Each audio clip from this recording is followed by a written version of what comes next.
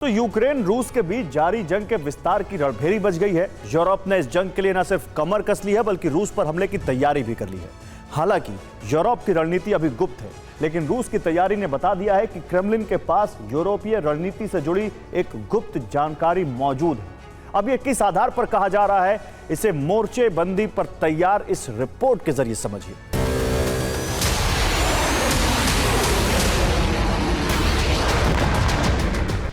Eurasia की सुलगती जमीन पर वार्ता की बारिश ने शांति की उम्मीद तो जगाई थी, लेकिन यूरोप ने इस उम्मीद को संकटग्रस्त भविष्य के आईने की तरह तोड़कर चूर चूर कर दिया।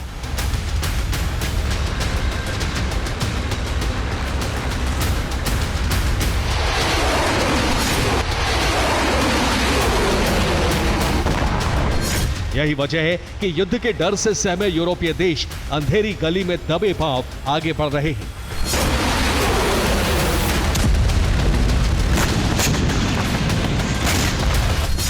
धधकी युद्ध की आग, यूरोप तक पहुंची आंच।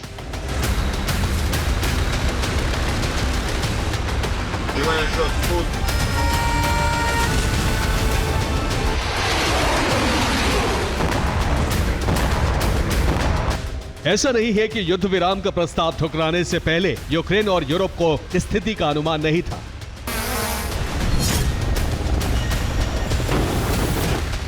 उन्हें पता था कि पुतिन की शर्तों को न मानना यूरोप के लिए भविष्य का संकट बढ़ाएगा।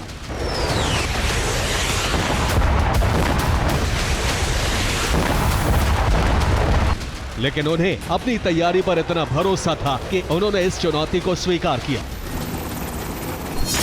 जिसका प्रमाण है रूस की बढ़ी सक्रियता।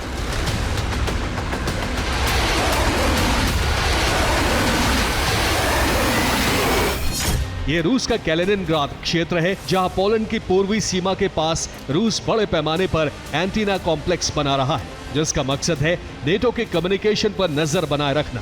और इस क्षेत्र को परिधि वाली सीमा और चौकियों से घेरा गया है। खास बात यह है कि यह बुनियादी ढांचा पारंपरिक रडार सिस्टम से अलग है।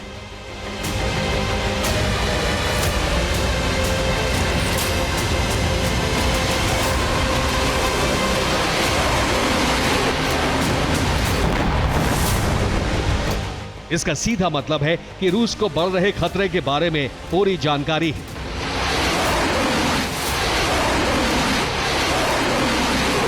इसलिए युद्ध के लिए तैयारी के तहत यूरोप पर नजर रखी जा रही है।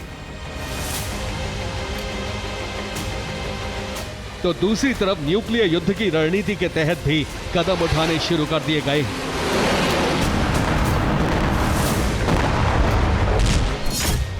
जिसका पता चलता है रोसाटॉम के डायरेक्टर एलेक्सी लिखाचेव के बयान से, जिन्होंने कहा है कि रूस को विशाल खतरों का सामना करना पड़ सकता है, जिसका मतलब है परमाणु हथियारों की सुरक्षा में सुधार करना पड़ेगा। परमाणु शक्ति ही हमारा कवच है और तलवार भी।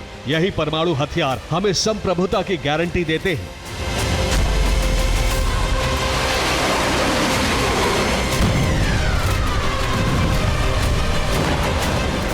ये वो बयान है जिससे साफ हो जाता है कि रूस को अगले कुछ दिनों में यूरोप की तरफ से रूस को टारगेट बनाए जाने की आशंका है।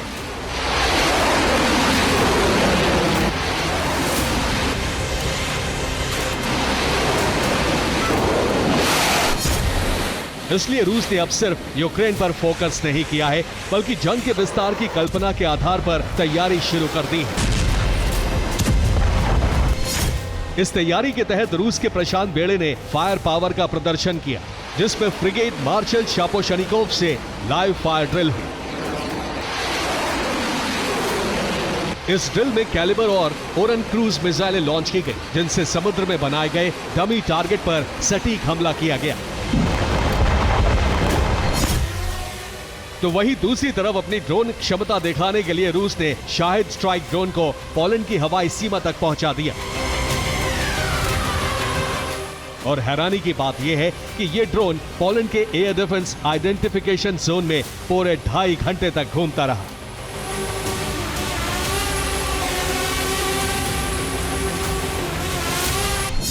ये ड्रोन ज़ाइटोमिर, खमेलनित्स्की, तेर्नोपिल और लवीव क्षेत्र की सीधी रेखा से होकर गुजरा था, जिसकी गति 120 से 150 किलोमीटर प्रति घंटे थी।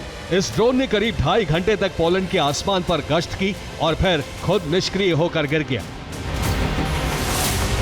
और चौंकाने वाली बात यह है कि इतने लंबे समय तक पोलैंड के आसमान पर ड्रोन उड़ता रहा, लेकिन उसे इंटरसेप्ट नहीं किया जा सका,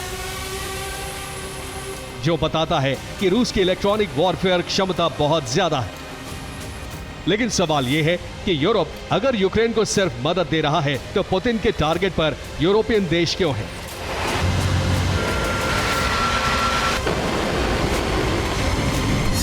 इस सवाल का जवाब है ट्रंप का एक बयान, जिसमें उन्होंने कहा है कि 2 हफ्ते में हमारे सामने स्थिति पूरी तरह साफ हो जाएगी। रूस यूक्रेन में समझौता संभव है या नहीं पता चल जाएगा, जिसके बाद रूस यूक्रेन अपना अलग रास्ता चुन सकते हैं।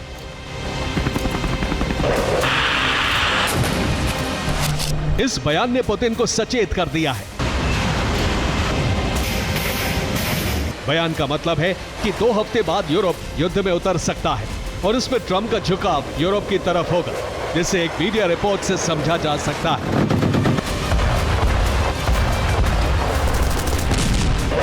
माना जा रहा है कि अमेरिका की तरफ से यूक्रेन को भविष्य की सुरक्षा गारंटी मिलने वाली है। इस गारंटी के तहत यूक्रेन में नो फ्लाई जोन लागू किया जा सकता है और इस कार्रवाई के लिए ट्रंप यूरोपीय सहयोगियों के साथ विकल्प तैयार कर रहे हैं। इसमें अमेरिकी फाइटर जेट और वायु रक्षा प्रणाली शामिल रहेंगे।